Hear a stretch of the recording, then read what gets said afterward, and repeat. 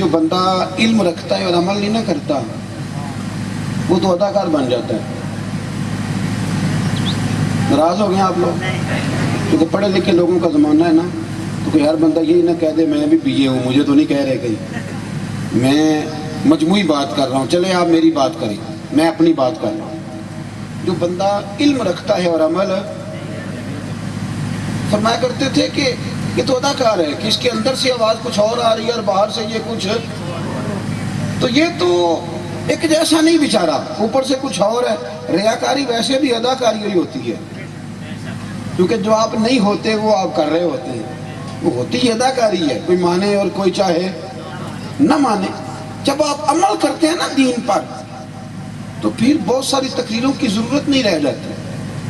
پھر کسی عالم کا اٹھنا بیٹھنا لوگوں کو بتا دیتا ہے کہ یہ دین اس چیز کا درس دیتا ہے، پھر اس کا گفتگو کرنا، لوگوں سے ملنا جلنا، یہ اندازہ کر دیتا ہے کہ یہ بندہ ماسٹر کیا ہوا ہے اس نے، یا MPhil کا اسٹوڈنٹ ہے یا PhD کی ہے. لیکن اگر شعور ہی نہ آئے، پھر الفاظ کا گورکھ دھندا ہے، تو پھر تو وہ شیخ سعدی فرمایا کرتے تھے کہ لفظ تو طوطے کو بھی سکھا دیے جائیں تو یاد تو وہ بھی کر ہی لیتا ہے. جملے تو رٹ لیتا ہے نا، طوطا بھی کہہ دیتا ہے میاں مٹھو جوری کھانی ہے، تو صرف 2-4 دفعہ اور محنت کی جائے گی تو جملوں کا ہیر پھیر تو اسے بھی آ ہی جائے. دین عمل کرنے آیا، ذات رسالت کے معاملے میں کبھی بھی بحث نہ کریں کسی بھی. ہمیں بڑا مزہ آتا ہے آ کے پوچھتے ہیں جی وہ فلانا بندہ کہہ رہا تھا کہ نبی پاک صلی اللہ علیہ وسلم کو علم غیب نہیں، تو میں نے کہا اس بندے سے تو بعد میں بات کریں گے، پہلے تو بیٹھنا، تو نے سن کیسے لی یہ بات؟ ادھر آنا، تیرے ابا جی کو کہہ دے ان پڑھ ہے تو سنتا نہیں، اور تیرے سامنے کو رسول پاک کو کہہ کے چلا گیا اور تو آ گیا دلیل پوچھنے. میری بات کو سمجھے. امیر ملت پیر جماعت علی شاہ صاحب محدث علی پوری رحمت اللہ علیہ. پاکستان کا مطلب کیا ہے؟ قانون کے دسی یہ گل ہے ایسا تسی تحریک پاکستان. اس کا مطلب ہے یہ نعرہ اتنا پکا ہے کہ بچے بچے کی زبان پہ آج بھی. تو آپ کی کون سی سیاسی جماعت یہ نعرہ لگاتی ہے؟ تحریک لبیک پاکستان. اور میری بات کو سمجھیں آپ، یہ کوئی کہتا ہے جمہوریت کے لیے بنا تھا، کوئی کہتا ہے سوشلزم کے لیے بنا تھا، کوئی کہتا ہے حقوق کے تعین کے لیے بنا تھا، جمہوریت کے لیے بنا تھا. تو انڈیا کی جمہوریت تو آج بھی آپ سے اچھی ہے، آج تک ڈکٹیٹر کی حکومت نہیں آئی. یہ کس بلا کا نام ہے جو آپ لے رہے ہیں؟ پاکستان کا مطلب کیا؟ لا الہ الا اللہ محمد رسول اللہ صلی اللہ. امیر ملت فرماتے ہیں جب پاکستان بن رہا تھا نا تو ہم پاکستان کے حق میں تقریریں کرتے تھے، لوگوں کو بتاتے تھے کہ وہاں نبی پاک صلی اللہ علیہ وسلم کا نظام نافذ ہوگا، امیر غریب کا فرق مٹے گا، انصاف لوگوں کو دہلیز تک ملے گا. ہم چونکہ اسلامی نظام کی خوبصورتیاں بیان کرتے تھے، جو ہندوؤں کے پنڈت تھے نا وہ چونکہ گاندھی کی آندھی میں بہ رہے تھے، وہ پاکستان کے مخالف تقریریں کرتے تھے اور معاذ اللہ ثم معاذ اللہ لوگوں کے ذہنوں میں فطور پیدا کرتے تھے. اسلام کی سزائیں بڑی سخت ہیں، وہاں ہاتھ کٹیں گے، گردنیں کٹیں گی، درے لگیں گے. ان کو کیا پتا تھا کہ یہاں حکمران ہی وہ آ جائیں گے جن کا دور دور تک رشتہ کوئی نہیں اس کام سے، دور دور تک. یہ وہ نا لوگوں کو بتاتے تھے، انتشار پیدا کرتے تھے. امیر ملت فرماتے کہ ایک جگہ ہندوؤں کا جلسہ تھا، سارے ہندو ہی تھے، مسلمان کوئی نہیں تھا. تو وہاں ہندو پنڈت تقریر کر رہا تھا تو اس نے نا گفتگو کرتے کرتے نبی پاک علیہ السلام کے بارے میں نا کوئی کمزور بات کر دی. معاذ اللہ، کوئی مسلمان نہیں، اسپیکر چل رہا تھا، ایک ہی مسلمان بابا بیٹھا تھا. وہ بابے نہیں ہوتے جن کے پاس کئی رنگوں کا ڈنڈا ہوتا ہے، وہ ملنگ صاحب کہیں بیٹھے تھے دوری ڈنڈا لے کے کونے میں، ملنگ تلنگ آدمی تھا. اس کے کانوں میں آواز گئی معاذ اللہ کس نے حضور کے بارے میں صحیح جملہ نہیں کہا. اور اس ملنگ کو روکنا بھی کسی نے نہیں تھا. وہ ملنگ نا پیچھے سے سٹیج پہ چڑھ گیا، کہتا میں نے پنڈت کے سر پہ ڈنڈا مارا ہے، مارا ایک ہی ہے پر مارا ذرا تگڑا کر کے. پنڈت ڈھیر ہو گیا زمین. اب ظاہر ہے وہ سارے ہندو تھے، اس کو پکڑا جیل میں بند کر دیا.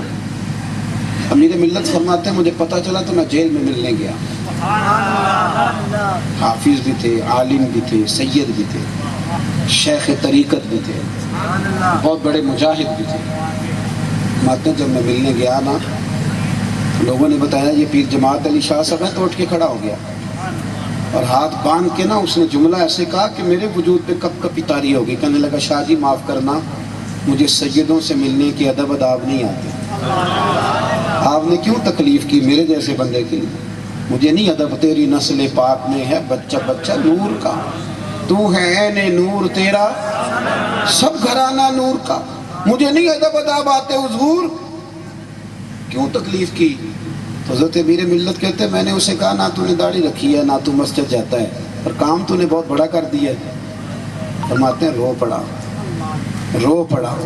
کہنے لگا حضور مسجد نہیں جاتا میری غلطی ہے، داڑھی نہیں رکھی میری غلطی ہے، میرے لیے دعا کریں. پر حضور میں گناہ گار ہوں پر اپنے نبی کا غدار تو نہیں نا. ہمارے بچے چھوٹے چھوٹے، میری نا اماں دیہاتی خاتون تھی تو ٹی وی پہ، اس وقت تو پی ٹی وی ہوتا تو صرف ٹی وی پہ اذان شروع ہوتی تو میری اماں جی کہتی وہ میرا دوپٹہ پڑھائی، ٹی وی پہ اذان ہو رہی ہے. تو میں کیونکہ تھوڑا بہت مدرسے پڑھنے لگا تھا تو مولوی اب مسئلہ نہ بتایا تو تب بھی کئی دفعہ بد ہضمی ہو جاتی ہے. میرے سامنے مسئلہ آیا، میں نے کہا اماں جی ایک کدو کوئی فرض ہے ٹی وی تے بانگ ہوئے تھے دوپٹہ لینا، اور دوسرا یہ تو اذان ٹی وی کی ہے، ہمارے اوپر تو اس اذان پہ نماز پڑھنا ضروری ہے جو مسجد میں ہوگی.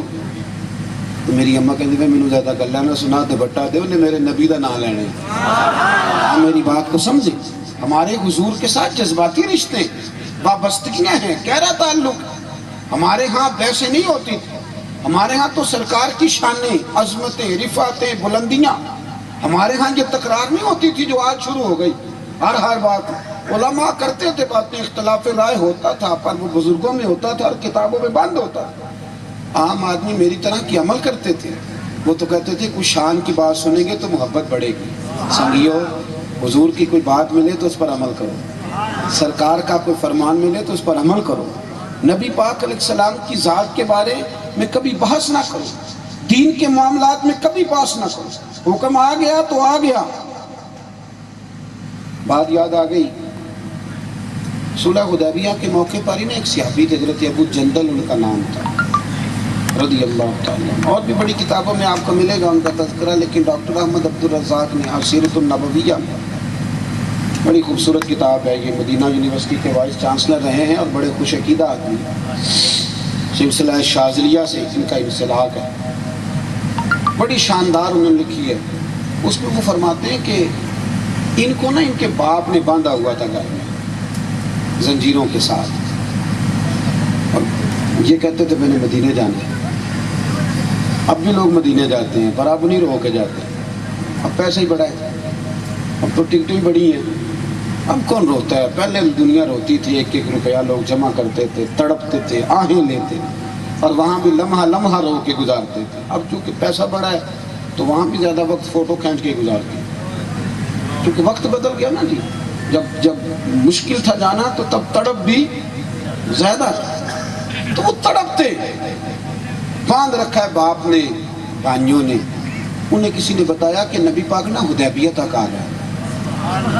تو مکہ شریف میں جس گھر میں وہ قید تھے وہاں کسی طریقے سے انہوں نے اپنا سر مار مار کے کھڑکی توڑی. مولا علی کہتے ہیں جب وہ تشریف لائے نا حدیبیہ میں تو ان کے پیروں میں زنجیریں تھیں. تو جب وہ چل کے آ رہے تھے نا تو لکیریں بن رہی تھی خون کی، جہاں جہاں سے چل کے آ رہے خون کی لکیریں بن رہی تھیں. اللہ اکبر. کہتے وہ آئے، حدیبیہ کی شرطیں طے ہو گئی تھی پر ابھی تحریر ہونا باقی. آ کے کھڑے ہوئے تو بڑے درد سے روئے، یا رسول اللہ صلی اللہ علیہ وسلم مجھے چھوڑ کے نہ جائیے گا. حضور یہ میرا باپ مجھے ڈنڈوں سے مارتا ہے، یہ میرے بھائی مجھے تکلیف دیتے ہیں. حضور ایک بات بتاؤ، اس طرح اس حال میں اگر کوئی استاد کوئی باپ چھوڑ کے چلا جائے تو معاذ اللہ عقیدتوں کا کیا حشر ہوتا ہے. لیکن رسول کریم علیہ السلام نے جب ان کے آنسو دیکھے تو حضور بھی روئے، صحابہ بھی روئے. مولا کائنات فرماتے ہیں دل کرتا تھا حضور حکم دیں تو ان کافروں کو میں گھوڑوں کی پشتوں پہ باندھ کے لے جاؤں، اتنا ظلم بھی کچھ کرتا ہے. لیکن کہتے ہیں ابھی وہ بات کر ہی رہے تھے کہ ابو سفیان بولے، کہنے لگے آپ نہیں لے جا سکتے، آپ نے شرط طے کر دی ہے کہ نہیں لے جا سکتے. ان کے والد بھی بول پڑے، بات آگے نکل گئی. ایک صحابی نے کہا کہ ابھی تو لکھا جانا باقی ہے، تو کہنے لگے ٹھیک ہے ہم توڑتے ہیں یہ معاہدہ. توجہ کرنا میری بات پر، داستان نہیں سنا رہا. یہ وہ لوگ ہیں جن کی ترتیب مدینے والے محبوب نے اپنی نگاہ کامل سے فرمائی ہے. اس دھرتی نے یہ نظارے دیکھے ہیں. اس طرح دین پہ چلنے کا مزہ آتا ہے. پھر انسان پھر صبح فجر پہ اٹھنا بوجھ نہیں بنتا. پھر وہ بہانے بازی نہیں کرتا کہ میرے سے فلانا کام نہیں ہوتا. پھر تو میرے بھائی اسے کچھ چیز کھینچ کے لے جاتی ہے اللہ کے گھر میں. حضرت ابو جندل جب روئے انہوں نے کہا نہیں آپ لے جا سکتے. تو میرے رسول کریم اٹھے, حضور ان کے قریب گئے اور پہلے نبی پاک صلی اللہ علیہ وسلم نے نا ان کو سینے سے لگایا. وہ فرماتے ہیں میرے پاس جتنے آنسو تھے میں نے کھول کے بہائے. جی کرتا ہے میرے سونے کوئی درد پرانا ہی چھیڑا. کھول کے روئے.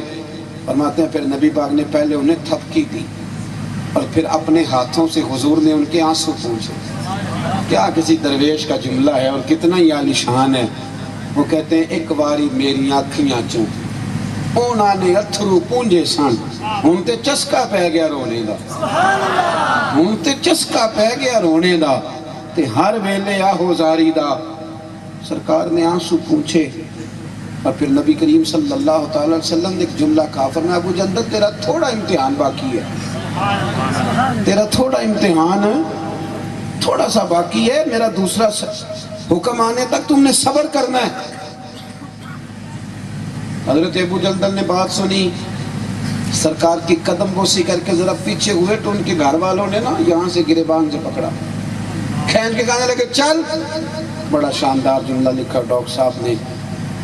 حضرت ابو جندل اٹھ کے کھڑے ہوئے تو کہنے لگے اپنے باپ سے بس کر چھوڑ دے. اس نے کہا معاذ اللہ وہ تجھے لے کے نہیں گئے, چل اب میں تجھے باندھوں گا. کہنے لگے ابا اب اس طرح نہ کر, میرا تو ایمان اور بڑھ گیا کہ میرے نبی وعدوں کے پکے ہیں.